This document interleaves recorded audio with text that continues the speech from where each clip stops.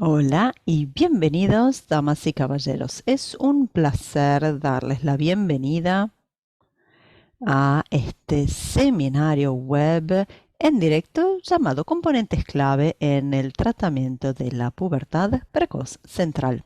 Soy Martin Savage y estoy hablando con ustedes desde Londres, en el Reino Unido. Y hoy tenemos el primer seminario web de una serie de 3 sobre el tema de la pubertad precoz central.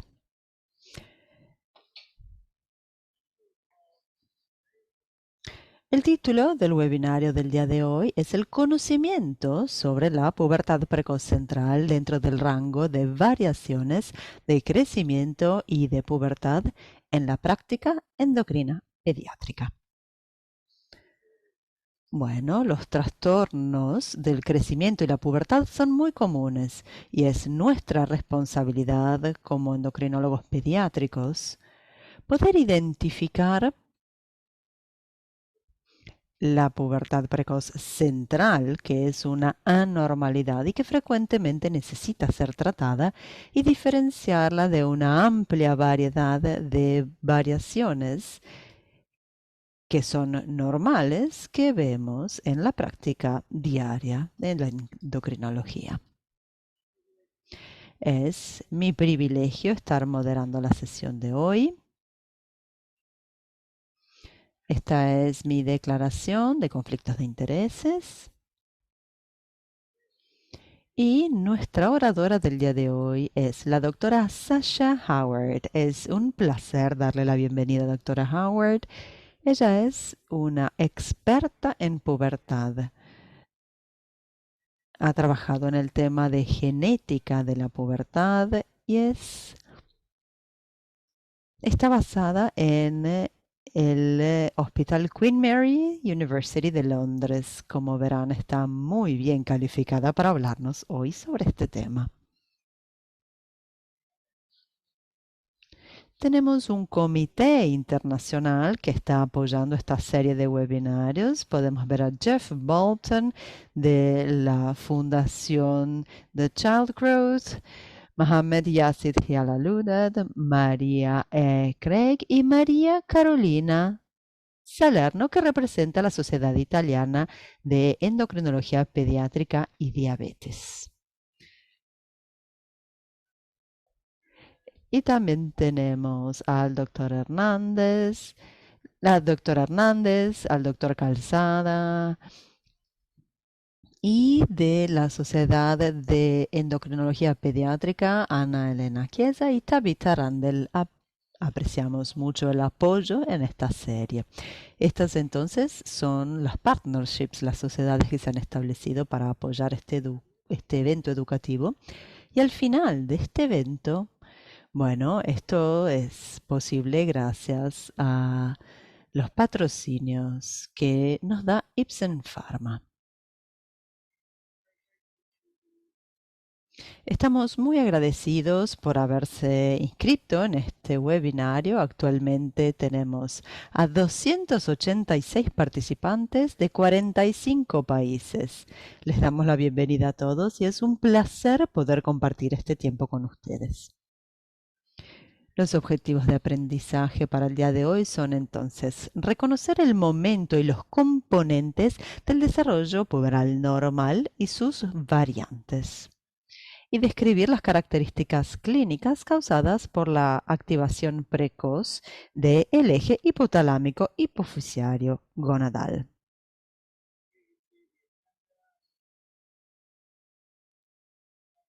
Verán la agenda, terminar esta presentación.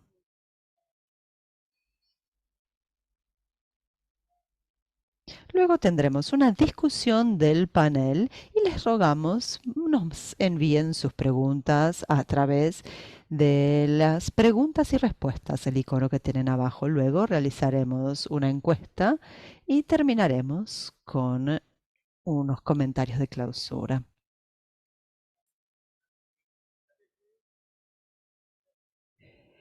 Este programa ha sido acreditado por el Consejo Europeo de Acreditación para la Educación Médica Continua y recibirán el certificado tras haber completado la encuesta.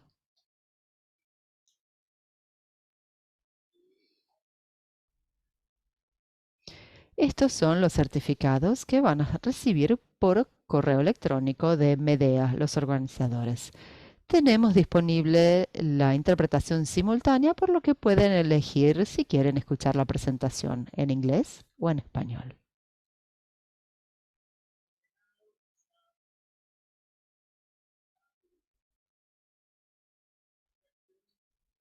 Bueno, estas son preguntas que por supuesto trataremos en la discusión de los paneles y bueno, pueden enviarnos sus preguntas durante la charla en la sección de preguntas y respuestas.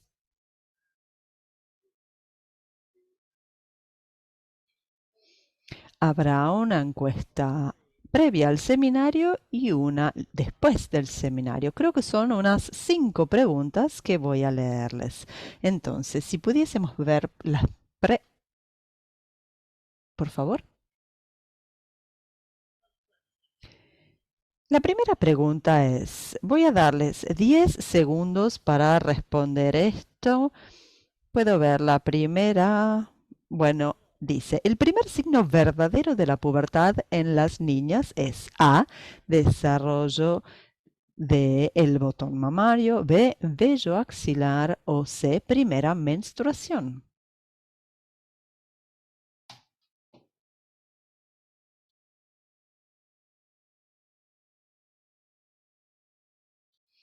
Pasaremos en unos momentos a la segunda pregunta. Y esta es una encuesta que repetiremos también al final del seminario web del día de hoy. Tenemos la segunda pregunta. El primer signo verdadero de la pubertad en niños es vello púbico, volumen de los testículos superior a 4 ml o un crecimiento acelerado. Gracias por completar esta pregunta. Tenemos unos segundos más para hacerlo.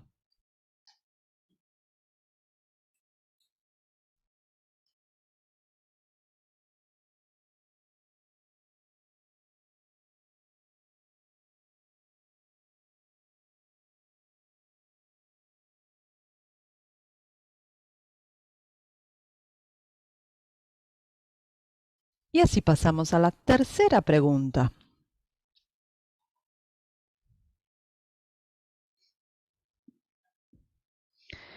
El desarrollo aislado de vello público antes de los 8 años en una niña y de los 9 años en un niño se conoce como tilarquía prematura, adrenarquía prematura o pubertad precoz periférica. Gracias entonces por responder a esta tercera pregunta.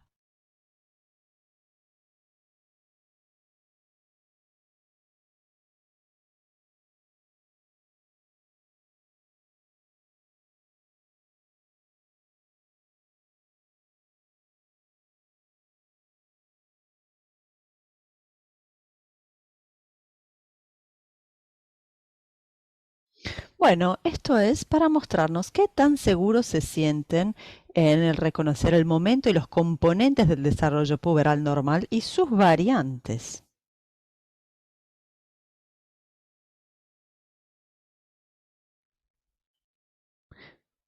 Gracias por su honestidad.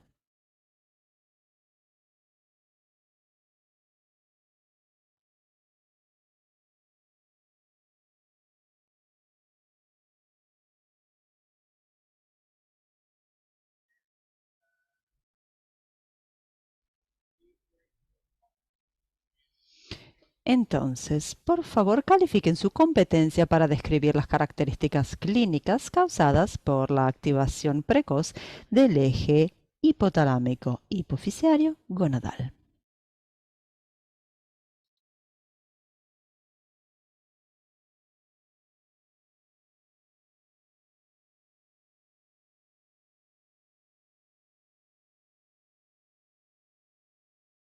Muy bien hecho.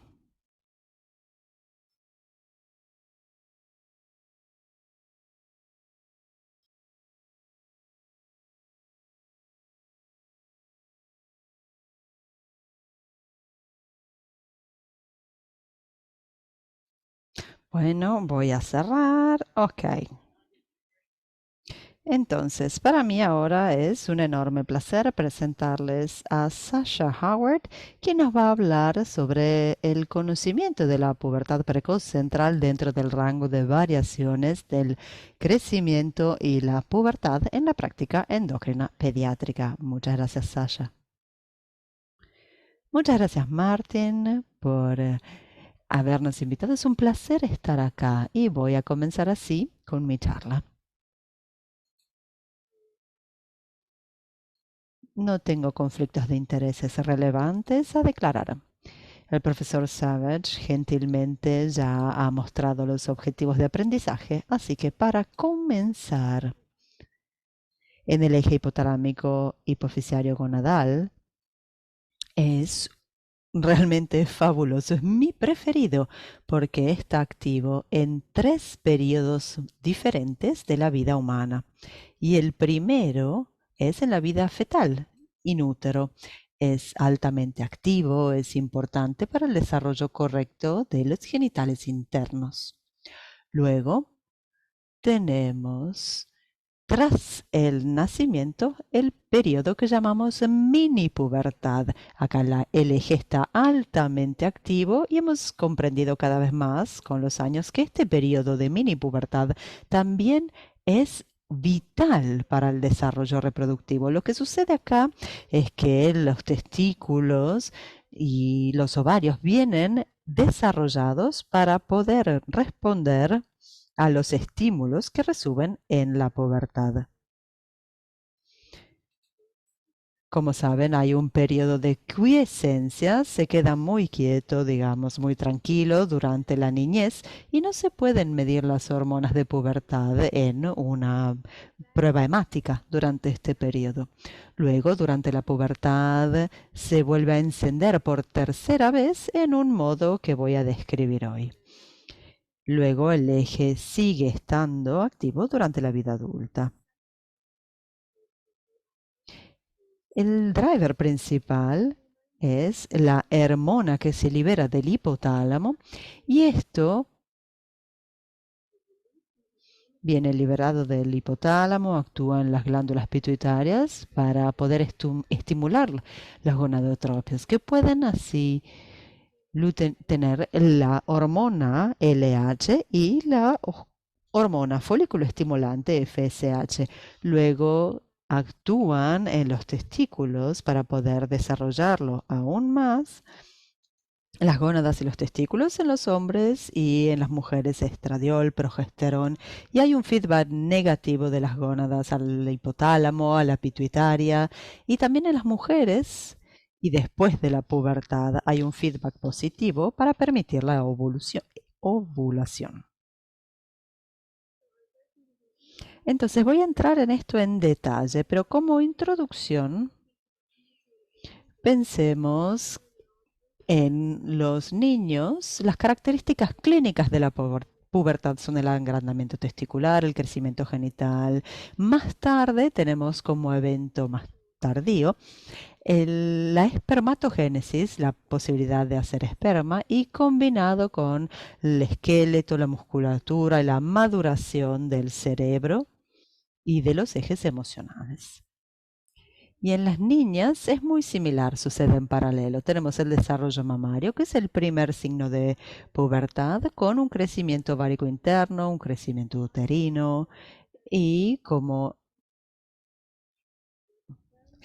la producción de esperma es un evento más tardío en los hombres, la menstruación y la ovulación sucede en las niñas. Nuevamente, el desarrollo de este sistema esquelético tiene su maduración. Sabemos que tenemos las etapas, los estadios clínicos de la pubertad de Tanner del Instituto de Salud Infantil de Londres. Puede que muchos de ustedes ya los conozcan, pero para verlo van a los estadios 1 a 5. 1 es pre-pubertad, 2 es cuando comienza la pubertad, 3, 4 y 5 lleva al desarrollo en la adultez. En las mujeres, el signo principal de la pubertad es el desarrollo mamario. en los niños es el estado 2 de Tanner, que es el volumen de los testículos de 4 ml o más. Puede ser unilateral, entonces si un testículo o una mama se desarrolla, ahí también comienza. También podemos tener vello y vello auxiliar, que puede ser pre-1, prepubertal 2, algunos desarrollos, y 3 es ya vello axilar. Y esto demuestra que hay una variedad en el timing, en el momento en el que suceden estas cosas, pero suelen seguir patrones similares. Pueden ver acá los más tempranos que se desarrollan en las niñas con el vello púbico. Esta es la velocidad pico, que sucede a 2/3 con la menarquía, la menstruación, como el evento más tarde. Y en promedio, desde que comienza la pubertad hasta el final, se necesitan unos 2 a 3 años. Entonces, G2 es el primer evento con el volumen testicular de 4 o más, se ve más agrandado. Luego tenemos la velocidad máxima, que es a la mitad o quizás 2/3 de la pubertad, pero tenemos un amplio espectro. Entonces, ¿qué es lo que controla el tiempo de la pubertad en una población saludable? De muchos estudios, sabemos, por ejemplo, en gemelos monocigotos, que es hereditario y la mayor parte del tiempo sucede a través de la herencia genética de nuestros padres.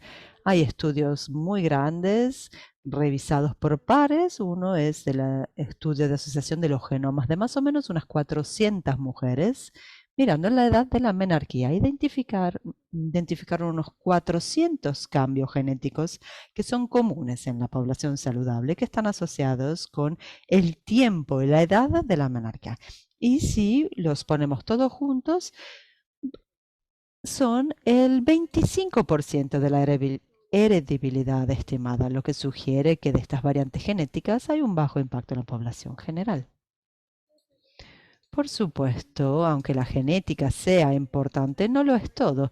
Y sabemos mucho de muchos estudios que el ambiente tiene una parte importante y hay un rol también de la parte genética. ¿Cuáles son los factores ambientales importantes? El más importante vemos de la investigación es el peso.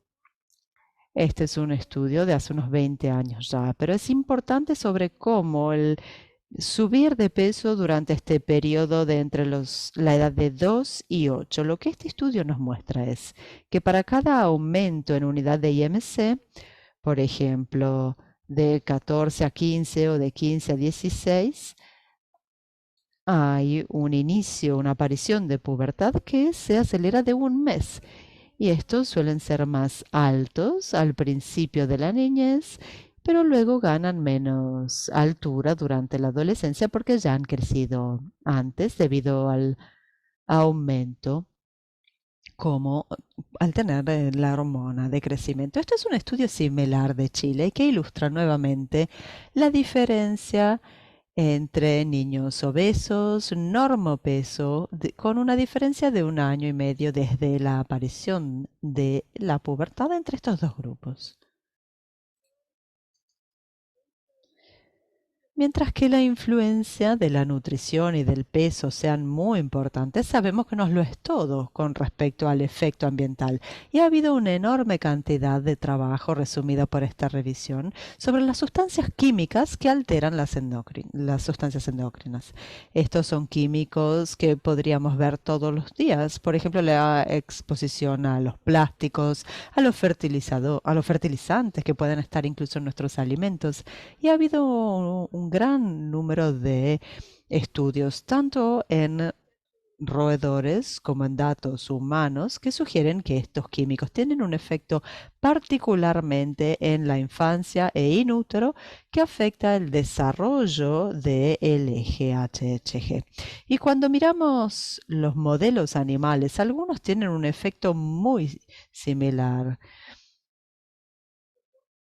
Pero lo que es difícil es que probablemente todos estamos expuestos a un gran número de estos químicos en pequeñas dosis, en diferentes momentos, en diferentes periodos de nuestra vida.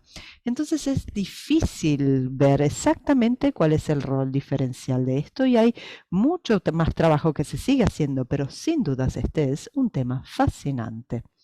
Lo que queda claro es que ha habido una tendencia secular en cuanto al momento de la pubertad.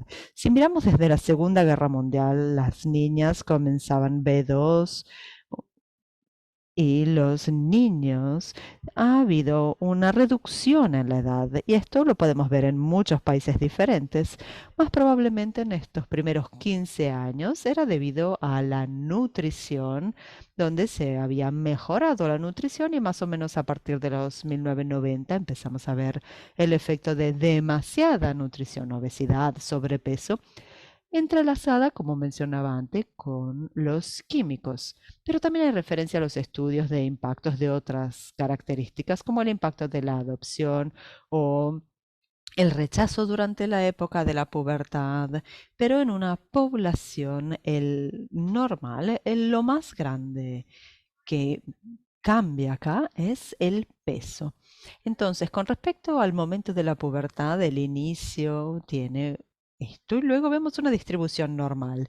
Y como clínicos definimos la pubertad precoz o el retraso de la pubertad estadísticamente. Si tenemos uno que es de menos de 2 de desviación como promedio, o sea, 8 años en las niñas y 9 en los niños, podemos definir pubertad precoz. Y del otro lado, si es un retraso, si son dos desviaciones estándar, entonces 13 en las niñas o 14 en los niños, para el inicio de la pubertad, entonces lo definimos como una pubertad retrasada. Pero recuerden que la menarquia también pueden ser 2 años más tarde que esto. Esto significa que 2 de cada 100 personas van a tener una pubertad precoz o retrasada. Y sabemos de estudios que con cientos de miles de individuos que la pubertad temprana está asociada con riesgos de cáncer endocrinológico, diabetes, riesgos cardiovasculares y otros riesgos psicosociales.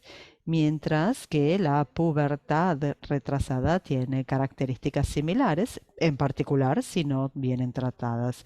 Por ejemplo, pérdida de densidad ósea, un mayor impacto psicosocial y potencialmente andropausia y menopausia temprana. Entonces, esto no es cierto para todos los individuos con pubertad retrasada, pero es en la mayor parte de la población. Hoy nos estamos concentrando en la pubertad precoz, así que vayamos a eso. Como mencionaba, la definición es una etapa 2 en las niñas con el desarrollo mamario en él puede ser hasta los 8 años de edad, mientras que en los niños son 4 ml o más, menos de 8 años del crecimiento genital. Y sabemos que con la mayor parte de los pacientes, aunque la pubertad esté sucediendo en manera anormalmente temprana, luego sigue un curso relativamente normal. Y se han hecho muchos trabajos con datos recientes que sugieren que esto sea mucho más común en las niñas que en los niños. Y esto es un fenómeno interesante. No sabemos exactamente el por qué, si quizás el eje sea más sensible en las niñas o que las niñas presentan más porque el botón mamario es más evidente que el aumento en el crecimiento genital. Es raro, raramente está relacionado con lesiones o daño cerebral, pero puede existir esta posibilidad. Entonces hay que hacer exámenes y preguntar sobre el historial clínico para poder considerar estas opciones. También es importante recordar que esto puede estar asociado con síntomas genéticos que no podemos entrar en detalle a ver hoy, pero se tiene que saber sobre anormalidades de comportamiento y otros tipos de cuidados y necesidades de estos pacientes. Pero lo que hemos comprendido son los diagnósticos para la diagnósticos genéticos y se puede decir que es idiopático, lo que significaba fundamentalmente que no sabíamos qué era, pero fuimos describiendo cada vez más que estos casos se deben a cambios genéticos, generalmente heredados de los padres. Los primeros genes que se identificaron fueron el gen KIS1 y su receptor, y puede que hayan escuchado de este KIS. Es una señal estimulatoria para la generación del hipotálamo que lleva al inicio de la pubertad. Pero es sumamente raro encontrar mutaciones, tanto en caso 1 o caso 1R, con pacientes con pubertad precoz central. Muchas más comunes son las variaciones que se identificó hace unos 15 años atrás en el 3 y algunos cohortes encuentran mutaciones en este gen y hasta el 40% de los casos en pubertad precoz central.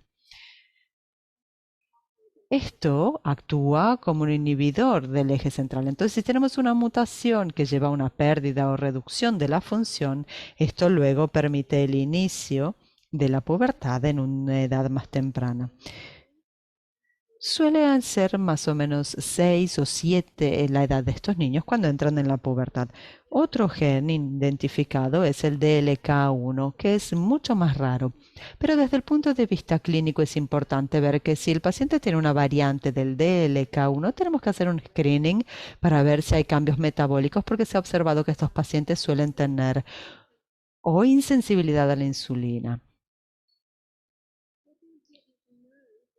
También es importante saber que estos son genes con impronta materna, entonces si preguntamos sobre la herencia, sería heredado del lado del padre. Podemos preguntarlo durante la edad de la pubertad, pero los hombres no suelen recordar tanto como las mujeres, porque no hay un evento como la menarquía para recordarlo. Entonces, preguntamos la edad de la madre de la menarquía y si tenía hermanas que tuvieron la menarquía a la misma edad. Y esto puede darnos una idea clara. Bueno, esta es la pubertad precoz central y hablaremos más sobre eso en un momento. Pero quisiera hablar sobre variantes puberales que son las variantes benignas, pero que a veces es difícil distinguir estas del diagnóstico de la PPC. Lo primero es el desarrollo precoz de vello púbico y axilar. Puede ser una adrenarquia prematura. Esto sucede tanto en niños como niñas y lo más importante es que no está asociado con signos de pubertad. Entonces en una niña no habría aumento de mama ni en el niño un aumento en los testículos. Esto porque en la adrenarquia prematura viene asociada al aumento de los andrógenos. No hay un aumento en el eje, no hay un aumento de estradiol en las niñas, ni un aumento de testosterona en los niños. Pero pueden ver un aumento en la velocidad, como podemos ver acá. Mencionaba el vello púbico y axilar, se puede tener uno o el otro, puede haber cambios en la piel, suele estar asociado también al olor corporal. El acné es raro, pero posible. Y estas son características que se ven muy comúnmente en niños pequeños, incluso ya desde los 5 o 6 años, y suele presentarse en nuestra clínica y es importante diferenciar esto de la pubertad precoz central, porque no hay que investigarlos del modo que se hace para la PPC y no hacen falta tratarlos en la mayor parte de los casos. Una cosa que sí quiero enfatizar, y lo voy a hacer nuevamente en unos minutos, es la importancia en hacer un diagnóstico diferencial en la adrenarquia prematura es la hipoplasia. Entonces, es la variante no clásica que puede presentar características similares a esta. Típicamente, la edad ósea es avanzada. Estas son características muy pronunciadas, pero pueden ser sutiles y es importante considerar esto al momento de ver un paciente con adrenarquia prematura. Otra variante es la telarquía prematura y voy a hablar sobre esto con una pubertad similar. Vemos acá como el desarrollo del botón mamario en las niñas y es muy difícil saber si es una variante ligera o es PPC.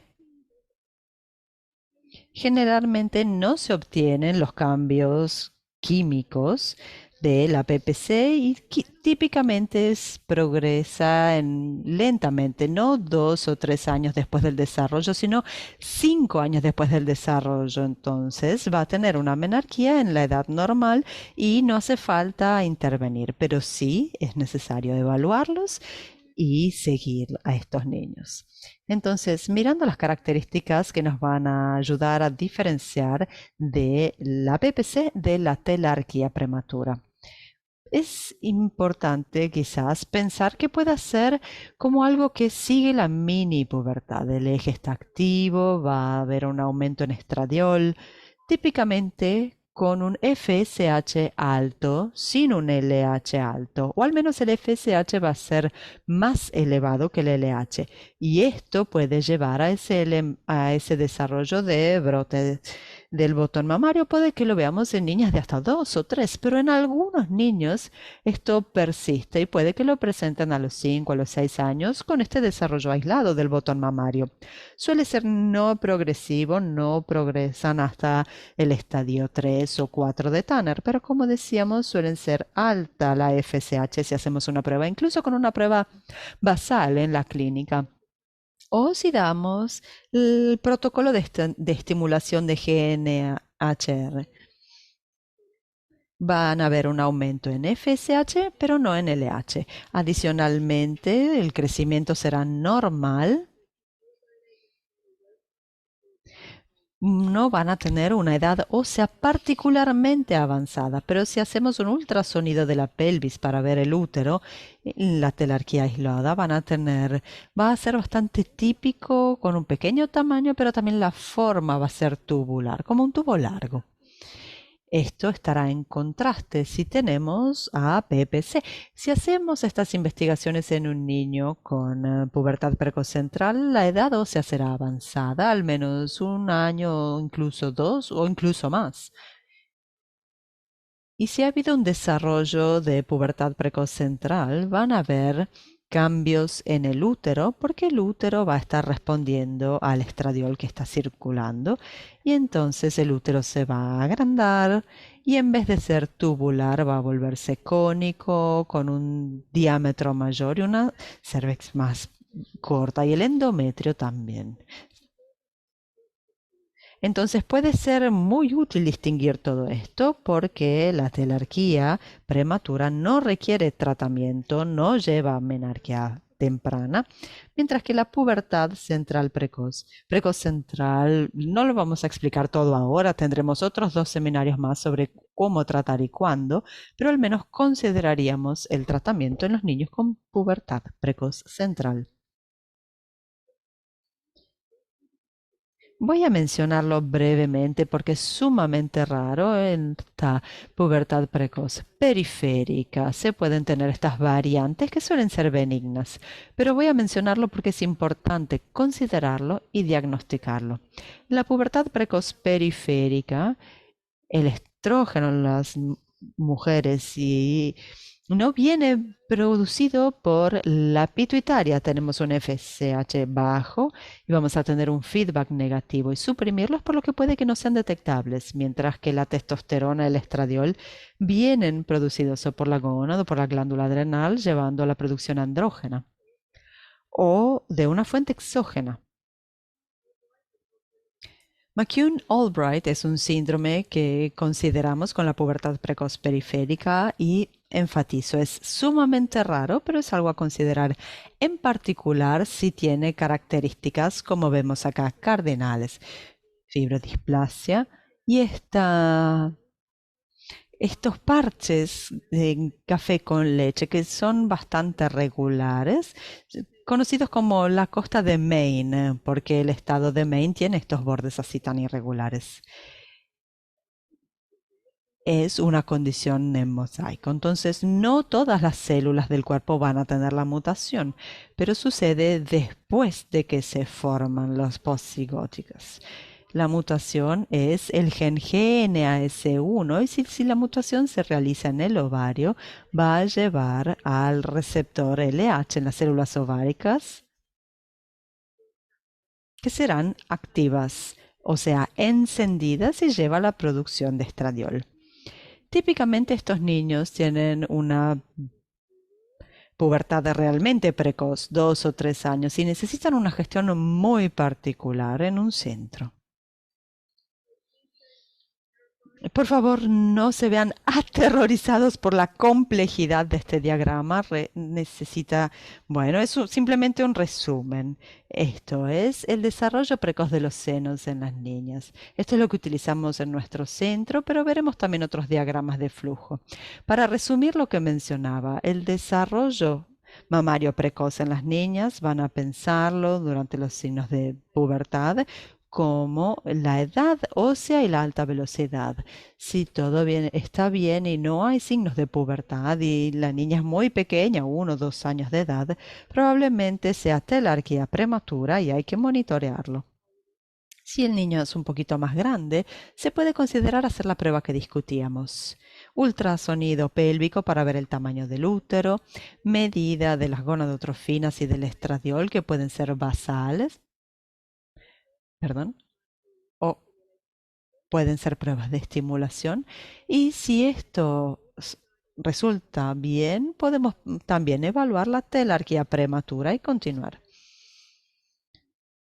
Pero si vemos una PPC por un LH altamente estimulado y vemos que hay un cambio en los ultrasonidos, puede ser válido hacer un, una MRI del cerebro y puede que se diagnostique una causa orgánica. O puede verse una pubertad precoz central idiopático, pero como les decía, tendremos otros webinarios que hablarán sobre eso. Más raramente se puede ver la pubertad periférica sin gonadotropinas y luego se pasarán así a hacer más estudios y les sugeriría poder ver si esto es Pekin Albright o si es la producción de andrógenos, las fuentes y considerar la hipoplasia y hacer las investigaciones típicas que se realizan en estos trastornos. En modo muy similar en un niño, si vemos un desarrollo genital precoz con el desarrollo de uno o los dos testículos con 4 ml o más, una condición rara que vemos raramente en el mundo desarrollado porque hacemos cribados de hipotiroidismo, pero es posible ver el macroorquidismo debido al hipotiroidismo. Y esto, por supuesto, necesita ser tratado. También hay algunas condiciones genéticas raras que causan esto y lo podrán discutir con quienes les den el apoyo genético.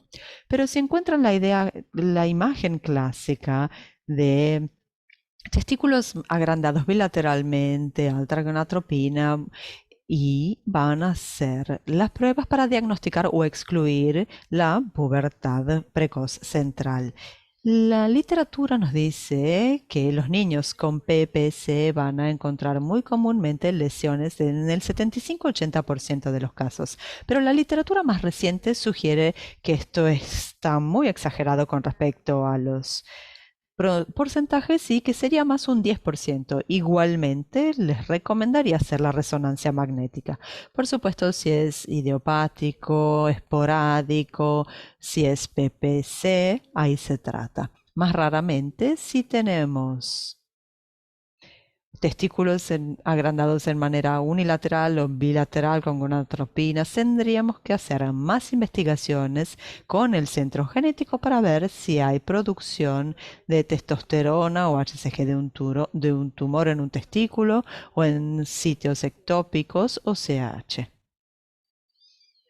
Y luego, quiero que esto quede muy claro, que la pubarquía, la adrenarquia, que es el vello auxiliar, no representa la activación del eje HPG. Esto tiene que ver con andrógenos de la glándula adrenal, van a asegurarse de no estar viendo esto como pubertad precoz, sino que verán la edad ósea también y se van a asegurar de no haberse perdido las presentaciones de CIH no clásica. Raramente, en algunos casos, esta puede ser la presentación inicial de un tumor o de pubertad precoz periférica, pero la amplia mayoría de estos pacientes con un poquito de vello auxiliar van a tener estas condiciones de adrenarquia suave que no necesita tratamiento, sino simplemente ser seguido.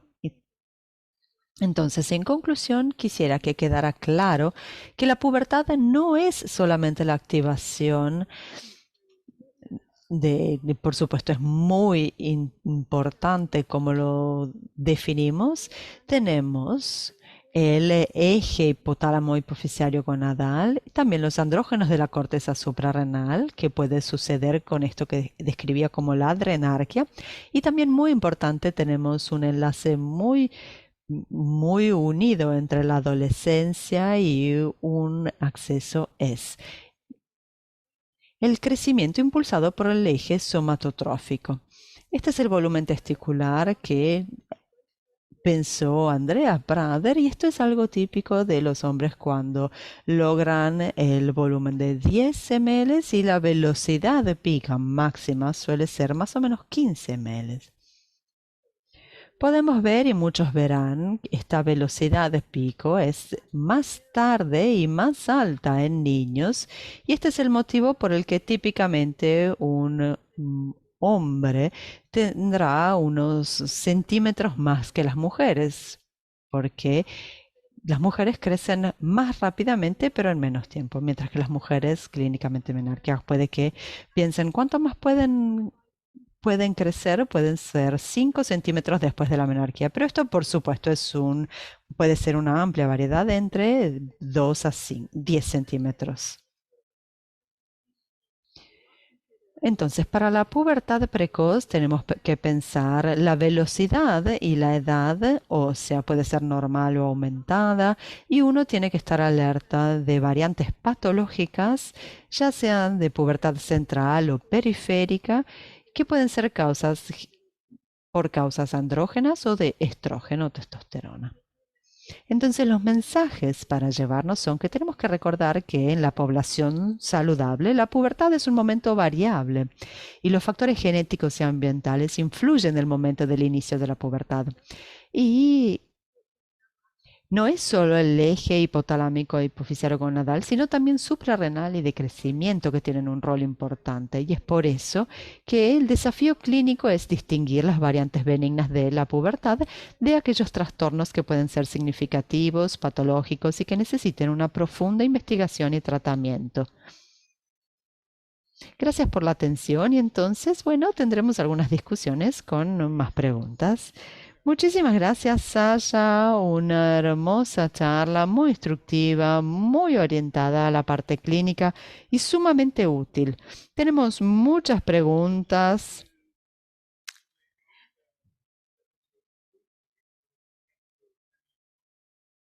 Para ver si, bueno, puede responderlas brevemente, así podemos hacerlas más posibles. Es un poco frustrante porque no sé de dónde vienen las preguntas, pero igualmente, ¿hasta qué edad la PPC tiene que ser seguida hasta hacer una transferencia del cuidado a un equipo endocrinológico de adulto, si esto fuese apropiado?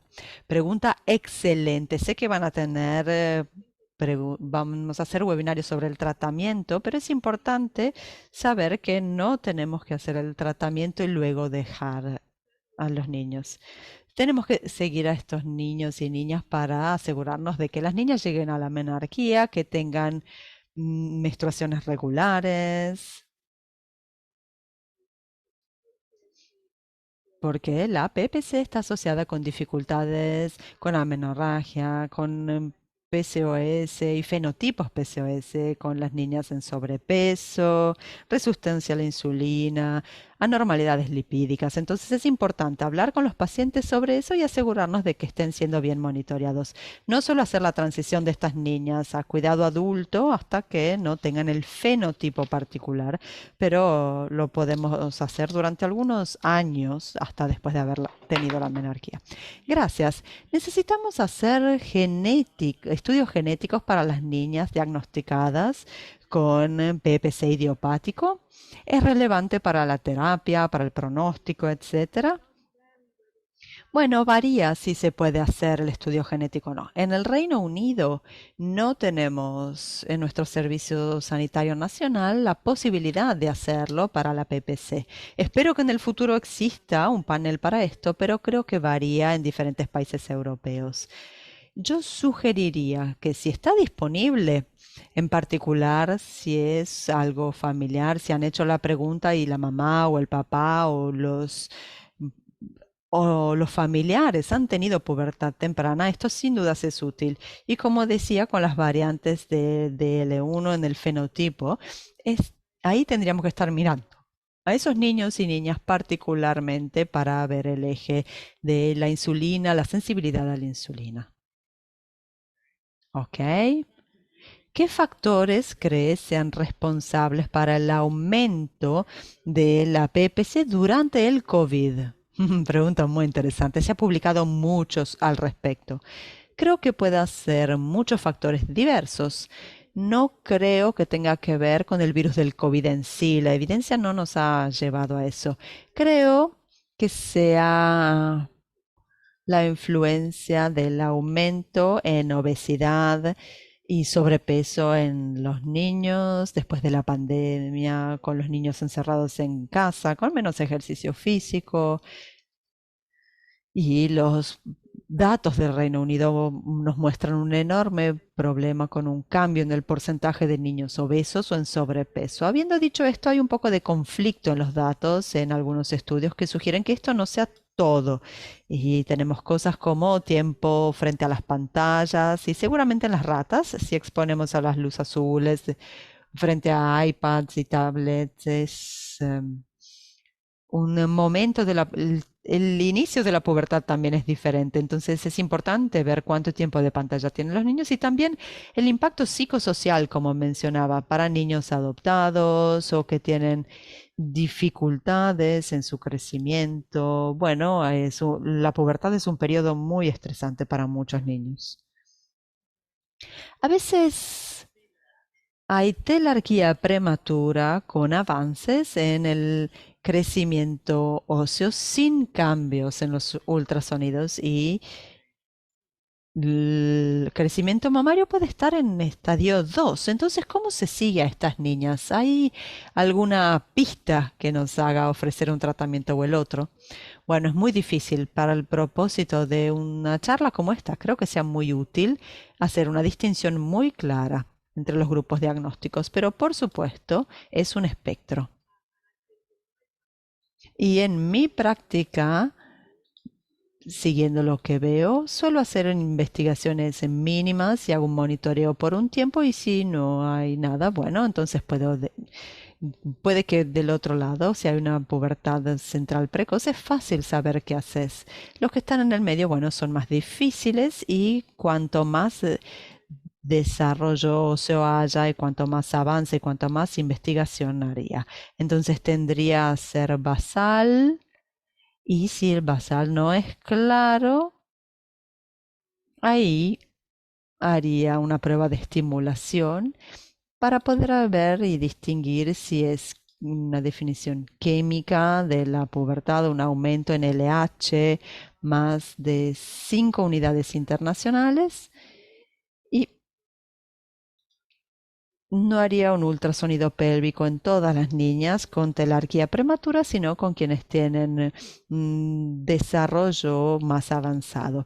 Y veo que esto sea bastante útil en particular con respecto al engrosamiento endometrial. Entonces, si puedo ver que el útero está agrandado, bueno, en particular llegando a 50 milímetros de grosor y el endometrio 5, 6, 7, 8. Definitivamente vería que esto sugiere que la menarquía está llegando y ahí trataría más. Bueno, viendo un punto, decías que si la LH viene suprimida, en algunas situaciones podría esto igualmente ser compatible con la pubertad central precoz. Precoz central, sí, quizás lo hubiese tenido que decir en más detalle, pero depende de dónde se trabaja. Solemos pensar en una prueba que dice sí, no, pero no es así. Tenemos diferentes umbrales y sensibilidades. Si la LH basal es menos de 0,3 de unidades internacionales, eso está bien porque significa que no tiene pubertad precoz, pero no es sensible al 100%. Habrá algunos niños que van a tener este LH de 0,3. Entonces, si sigue siendo fuerte, entonces incluso si tenemos menos de 0,3, puede que aún queramos hacer una prueba de estimulación. Entonces la prueba de estimulación va a distinguir, es mucho más sensible que la basal.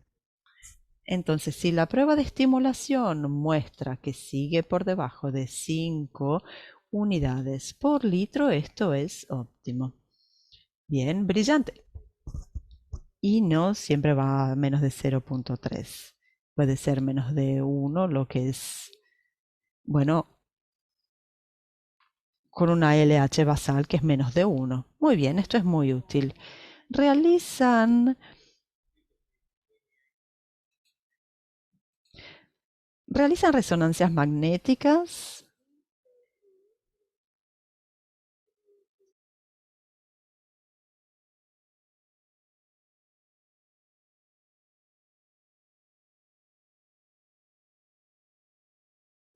Si hay lesiones significativas, si no hay ninguna otra característica que lo sugiera. Entonces, si el niño está perfectamente bien, todo es normal y no hay ninguna preocupación de dolor de cabeza, vómitos, cambios en el comportamiento o en el aprendizaje y tienen más de 7 al desarrollar el seno cuando son niñas, bueno, no es lo que dicen las directrices europeas, pero creo que sea razonable porque hay evidencia que sugiere que no todas esas niñas necesitan una resonancia magnética.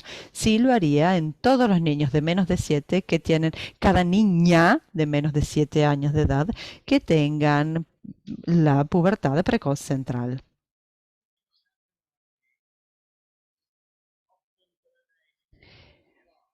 En la anarquía suele ser avanzada la edad ósea. ¿Cuántos años se puede estar sin que nos alarme?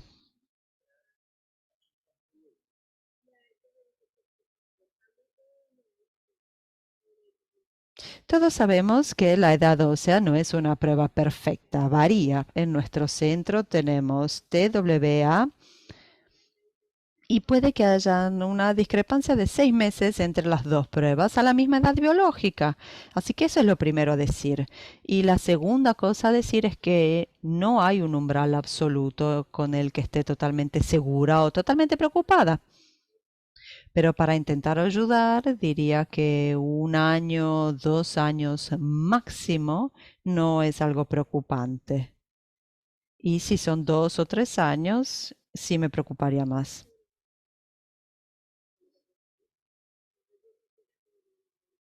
Y no haría una edad, o sea, hay nada más. Y si no estuviese tratando y no estuviese investigando y estuviese monitoreando, haría otra edad, o sea, unos 6 a 9 meses. Bien, muy bien. Hay más preguntas. ¿El macroorganismo responde a la terapia taroxina? Supongo que esto está relacionado con el hipotiroidismo. Es muy raro ver eso, pero sí, sí, es los casos clásicos del, del síndrome de Womback lo sugiere. Sí, en las viejas épocas solíamos verlo. ¿Los profesores en la escuela pueden detectar la pubertad precoz central?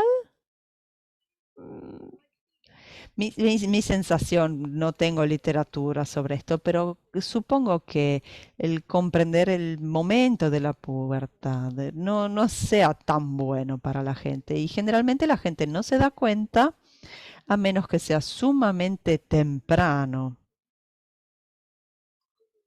Y otra cosa es, son que recibimos muchos, son niñas con mucho sobrepeso, no necesariamente obeso, pero sí con una gran deposición de grasa en sus senos. Y eso puede ser muy difícil porque hay niñitas que parecen tener senos, pero si lo palpamos como médico, no hay tejido mamario, no hay tejido ductal, sino que es, es grasa y eso es muy médico para una persona que no es un endocrinólogo pediátrico. Hay que hacerlo entonces, no con los dedos, sino con la palma de la mano. Es muy difícil hacer. Si se hace el palpado con la mano, bueno, ahí sí se puede detectar si está el botón mamario ahí o no. Bueno, le está yendo muy bien. ¿Cuánto dura la mini pubertad después del nacimiento? Bueno, en los niños no tanto y no se detiene de repente. Unos 6, 12 meses, luego a los 12 se vuelve a bajar a los niveles indetectables. FSH a veces queda un poquito más, es más largo en las niñas, puede ser 1,5, 2 incluso. En particular FSH. El estradiol baja un poquito, pero el FSH puede que siga siendo un poquito más alto, hasta 2 años de edad. Bien, creo que entonces hemos cubierto. Hay algunas preguntas que vamos a tratar en el segundo y tercer capítulo de esta serie de seminarios web. Pero bueno, diría que lo hemos tratado prácticamente todo. Así que quisiera agradecerle realmente, Sasha, ha sido muy claro y estoy seguro de que mucha gente ha encontrado gran beneficio de esto. Muchas gracias.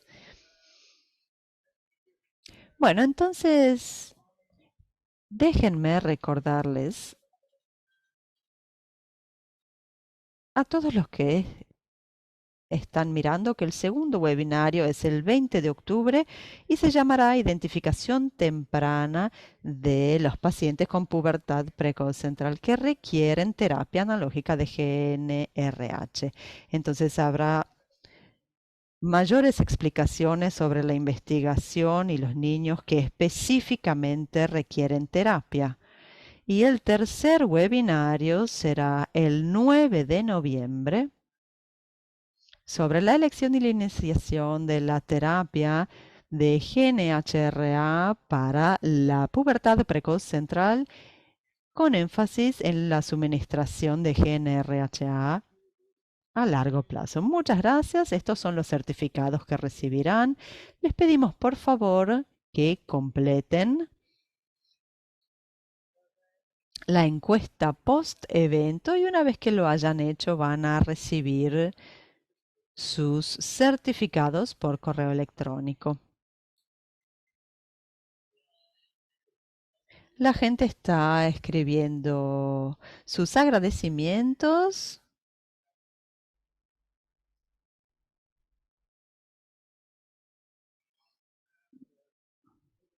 y por parte de la organización, bueno, muchísimas gracias por haber organizado este seminario y desde nuestro punto de vista hemos disfrutado mucho compartir este tiempo con ustedes. Los trastornos en la pubertad son ampliamente relevantes, son de gran preocupación para la familia, entonces deben ser tomados muy seriamente y por eso pensamos que este tema de la pubertad precoz central sea altamente relevante desde el punto de vista clínico para quienes somos pediatras endocrinológicos. Quisiera agradecerles nuevamente por haber estado acá, por haber compartido este tiempo con nosotros. Muchas gracias por sus preguntas que han sido muy útiles. Y muchas gracias nuevamente a Sasha por una fantástica presentación. Gracias a Medea por haber organizado este seminario web y a Ibsen por apoyarlo. Muchísimas gracias y esperamos verlos entonces el 20 de octubre. Muchas gracias y hasta luego.